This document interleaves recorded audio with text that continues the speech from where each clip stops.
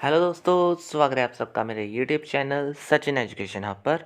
तो दोस्तों, आज हम बात करने जा रहे हैं कि अगर हमने अपने ऑर्गेनाइजेशन के अंदर डाइवर्सिटी को मेंटेन रखना है, मैनेज करना है, तो कैसे कर सकते हैं, कौन कौन सी मेन स्ट्रेटजीज़ हैं उसको मैनेज करने के लिए एक ऑर्गेनाइजेशन के अंदर, उसके बारे में मैं आज आपको एक क्वेश्चन डिटेल में समझाने वाला हूँ।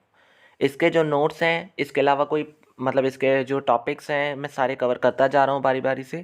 तो अगर आपको इसके पूरे सब्जेक्ट्स के नोट ऑर्गेनाइजेशनल बिहेवियर के चाहिए या पीडीएफ जितना मैंने कवर कर दिया है, आपको मेरे टेलीग्राम चैनल में मिल जाएगा। इसके अलावा और भी नोट्स वहाँ पे मिल जाएंगे। उस चैनल का जो लिंक है वो आपको मेरी वीडियो डिस्क्रिप्शन में मिल जाएगा। अब देखो, यहाँ पे सबसे पहली जो चीज़ है वो यही है कि कौन कौन सी स्ट्रेटजीज़ या कौन कौन से तरीके। अब दोनों चीज़ें ले सकते हो आप, कि टेक्निक्स हो सकती हैं, स्ट्रेटजी या वेज। अब create a diverse organisational and corporate culture, सबसे पहली चीज़ ये आती है। इसमें क्या कहने की कोशिश है कि corporate culture means the values and behaviour that contribute to the social and psychological environment of an organisation. Corporate culture का मतलब क्या होता है? जो साइकोलॉजिकली एंड सोशली इन्वायरमेंट को क्रिएट करे, किसके अंदर? एक ऑर्गेनाइजेशन के अंदर। Corporate should be created in such a manner that it create a diverse culture so that each and every employee's behavior towards the work can be easily judged and examined.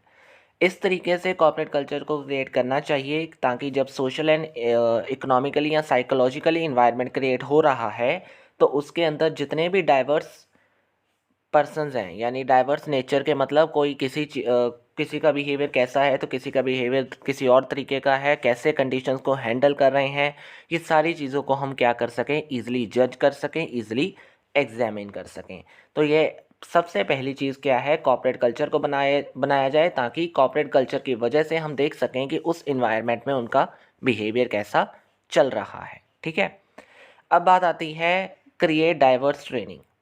अब diverse training का मतलब क्या होता है? ये नहीं कि मैंने एक जैसी ट्रेनिंग सबको दे दी। जिस तरीके की ट्रेनिंग, अलग अलग ट्रेनिंग्स हर किसी को देना, अलग अलग ट्रेनिंग्स प्रोग्राम करना।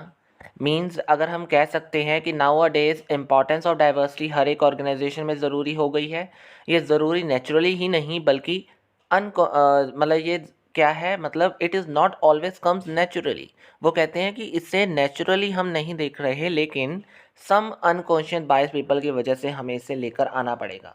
अनकॉन्शियस बायसनेस मतलब जिसमें कोई पता तो नहीं है कि हम बायसनेस कर रहे हैं, लेकिन फिर भी हम बायसनेस उसमें अपनी लेकर आ रहे हैं। किसी को पीछे रख दिया किसी कारण से, किसी को आगे ले गए, किसी को हमने फेवरेट माना हुआ है अपना। तो इन सभी कारणों की वजह से हम कह सकते हैं कि एक डाइवर्स ट्रेनिंग सेंटर होना चाहिए, एक डाइवर्स ट्रेनिंग प्रोग्राम होना चाहिए एक वर्क प्लेस के ऊपर, ताकि ऑर्गेनाइजेशन में डाइवर्स एनवायरनमेंट मैनेज हो सके।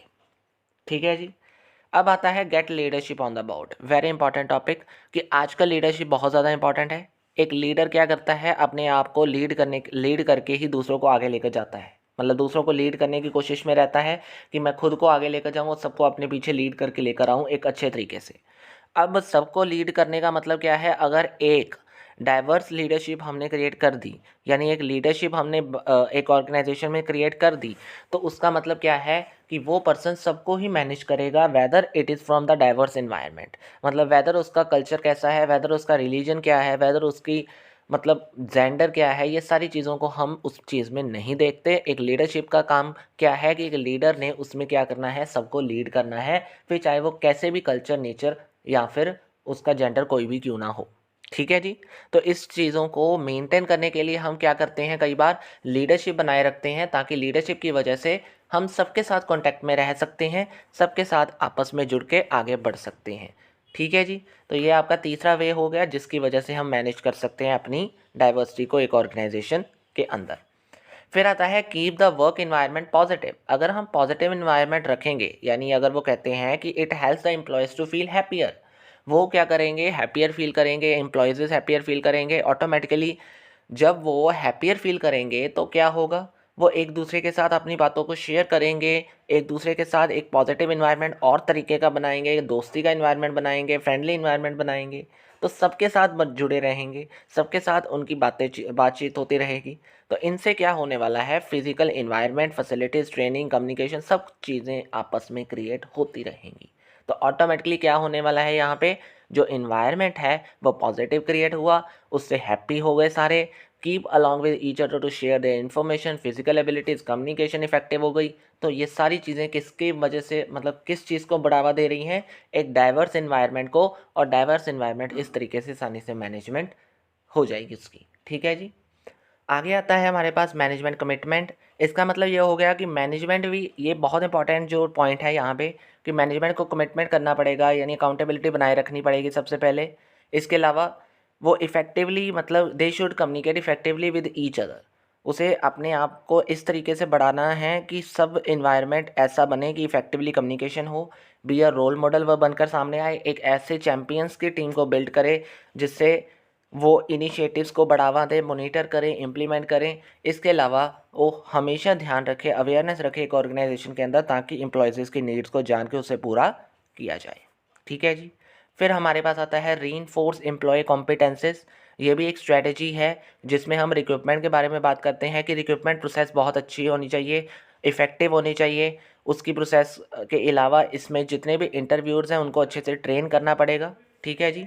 और इसके अलावा हमारे पास क्या आता है कि डेवलपिंग और लर्निंग एटीट्यूड बनाए रखना है, ताकि न्यू एम्प्लॉयज़ इंट्रोड्यूस जब हों तो उनके साथ आपस में डीलिंग की जाए और अच्छे से इन्वायरमेंट क्रिएट किया जाए।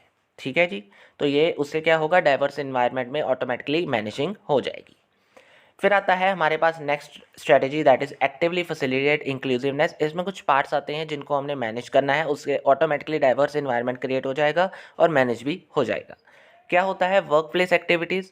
वो कहते हैं कि वर्क प्लेस एक्टिविटीज़ का कल्चर इस तरीके से बनाओ, यानी मोस्ट इफेक्टिव प्रैक्टिसेस क्रिएट करो जिससे प्रमोट हो सके, हमारी हर एक वर्क प्लेस कल्चर को प्रमोट किया जाए, इससे कॉमन इंटरेस्ट क्रिएट किया जाए।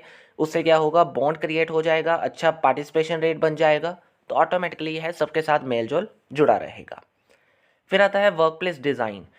हर किसी के लिए आपस में इतनी स्पेस रखो कि एम्प्लॉय आपस में कांटेक्ट कर सकें इन पर्सनली आपस में, ताकि हर चीज़ को अच्छे से मैनेज कर लिया जाए, आपस में उनको लंच में बिठाया जाए, वो ओपन ऑफिस इन्वायरमेंट क्रिएट किया जाए, ये सारी चीज़ें। इसके अलावा बडी सिस्टम में वही एक एडवांसमेंट है कि आपस में बडी के, यानी एक फ्रेंड रिलेशन बना के रखना, यानी इस तरीके से कि नए एम्प्लॉयज़ को इनवाइट किया जाए कि हाँ जी आओ आप इंट्रोडक्शन मील, मतलब मील के लिए सबसे पहला जो इन मील है उनको लिया जाए। इसके अलावा न्यू एम्प्लॉयज़ को कैलिग्स के साथ इंट्रोड्यूस करवाया जाए, कुछ क्वेश्चंस पूछे जाएँ, फीडबैक्स ली जाए, उससे क्या होगा, आपस में इन्वायरमेंट अच्छे से क्रिएट हो जाएगा और वो आपस में अच्छे से कॉन्टैक्ट करने लग जाएंगे। फिर आता है अवार्ड एंड रिकॉग्नाइजेशन। अगर हम नए एम्प्लॉयज़ को या सब चीज़ों को अवार्ड्स एंड रिकॉग्नाइजेशन से रखेंगे तो हमें किसी को भी ये नहीं कहना पड़ेगा कि इस वजह से हम, मतलब उसे मनाही या इग्नोर या फिर हम किसी डिस्क्रिमिनेशन के वे में उसे ट्रीट नहीं करेंगे। अवार्ड एंड रिकॉग्निशन उस चीज़ की काबिलियत पर ही लिया जाएगा, वेदर वो किसी भी चीज़ से रिलेटेड हो, कल्चर, रेस या फिर जेंडर के साथ। हम अवार्ड एंड रिकॉग्निशन अगर रखेंगे तो उससे क्या होगा, ऑटोमेटिकली हमें पता चल जाएगा कि कैसा इन्वायरमेंट चल रहा है एक ऑर्गेनाइजेशन के अंदर। हम अच्छे से ये मैनेज अगर करना चाहते हैं तो हमें सबको अवार्ड एंड रिकॉग्निशन देने पड़ेंगे, लेकिन उसके पीछे स्पेसिफिक बिहेवियर और एक्शन हमें बताना पड़ेगा, डेमोन्स्ट्रेट करना पड़ेगा, ताकि हर चीज़ को अच्छे से मैनेज करके ही हम डाइवर्स इन्वायरमेंट क्रिएट करें। ये सारी चीज़ें किसके साथ हो गई, एक्टिवली फैसिलिटेट इंक्लूसिवनेस। ये सारी चीज़ें, इंक्लूसिवनेस मतलब एक ऑर्गेनाइजेशन के अंदर सब चीज़ों को एक साथ इकट्ठा करने की कोशिश करना।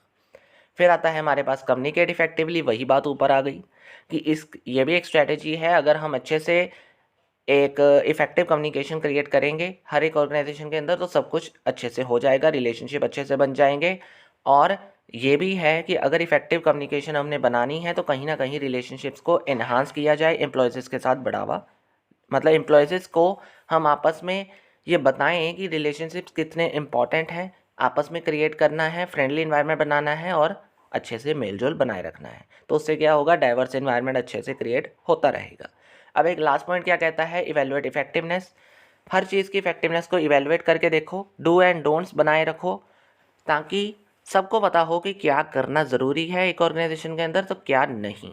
क्योंकि अगर डोंट्स के अंदर हम देखेंगे तो उनको पता होगा कि ये चीज़ मनाही है और ये चीज़ करनी है, तो उससे क्या होगा, उनको ये पता होगा ये करनी है, तो ऑटोमेटिकली अगर वो करेंगे तो उनकी एक हैबिट बन जाएगी, उनका एक इन्वायरमेंट ऐसा बन जाएगा कि ये चीज़ करनी है, ये चीज़ अच्छी है, ये चीज़ ज़रूरी है ऑटोमेटिकली एक डाइवर्स इन्वायरमेंट क्रिएट हो जाएगा। ठीक है जी। तो ये कुछ स्ट्रेटजीज थी जो मैंने कवर अप की हैं। एक मेन क्वेश्चन आज आपको मैंने कवर करा दिया है, स्ट्रेटजीज का हो गया है। इसके नोट्स आपको टेलीग्राम चैनल में मिल जाएंगे। अगर वीडियो अच्छी लगी है लाइक शेयर एंड सब्सक्राइब जरूर कर देना दोस्तों। कोई प्रॉब्लम है नीचे दिए गए कमेंट बॉक्स में कमेंट कर सकते हो। आज की वीडियो में इतना ही। Thank you very much. Have a nice day.